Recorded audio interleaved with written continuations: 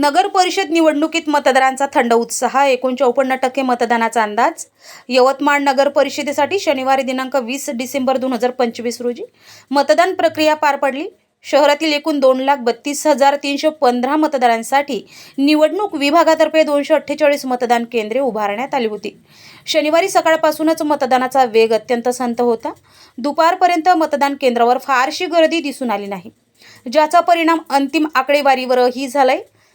निवडणूक विभागाने जाहीर केलेल्या प्राथमिक अंदाजानुसार केवळ 54% मतदारांनीच आपल्या मतदानाचा हक्क बजावलाय। स्थानिक स्वराज्य संस्थेच्या निवडणुकांबाबत मतदारांमध्ये अपेक्षित उत्साह नसल्याचे या आकडेवारीवरून स्पष्ट होत आहे। निवडणुकीदरम्यान शहरातील अनेक प्रभागांमध्ये ईव्हीएम मशीन खराब झाल्याच्या तक्रारी प्राप्त झाल्या। तांत्रिक बिघाडामुळे काही केंद्रांवरील मतदान काही काळ थांबवावे लागले, ज्यामुळे मतदारांना ताटकळत उभं राहावं लागले। दुसरीकडे राष्ट्रीय काँग्रेस पक्षाच्या नगराध्यक्ष पदाच्या उमेदवार प्रियंका मोघे यांनी शिंगानिया नगर येथील नगर परिषद शाळेत आपला मतदानाचा हक्क बजावलाय। या दरम्यान मतदान केंद्राबाहेर काही अज्ञात व्यक्तींनी वातावरण बिघडवण्याचा प्रयत्न केल्याने काही काळ तणावाची स्थिती निर्माण झाली।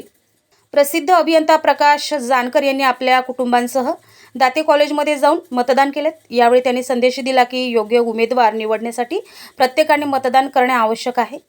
यवतमाळ निवडणूक आयोगाच्या माहितीनुसार निवडणूक प्रक्रिया शांततेत पार पाडण्यासाठी 1200 शासकीय कर्मचाऱ्यांची नियुक्ती करण्यात आली होती। सर्व केंद्रांवरील ईव्हीएम मशीन जमा झाल्यानंतर आणि डेटाची पडताळणी पूर्ण झाल्यावरच मतदानाची अंतिम आणि अचूक टक्केवारी जाहीर केली जाईल, असे निवडणूक अधिकाऱ्यांनी स्पष्ट केले। मी प्रकाश जानकर, भारतीय राज्यघटनेने दिलेल्या अधिकारानुसार सर्व नागरिकांना मतदान करण्याचा अधिकार दिलेला आहे। त्यानुसार मी यवतमाळ जिल्हा परिषद नगर परिषद करता मतदान केलेलं आहे।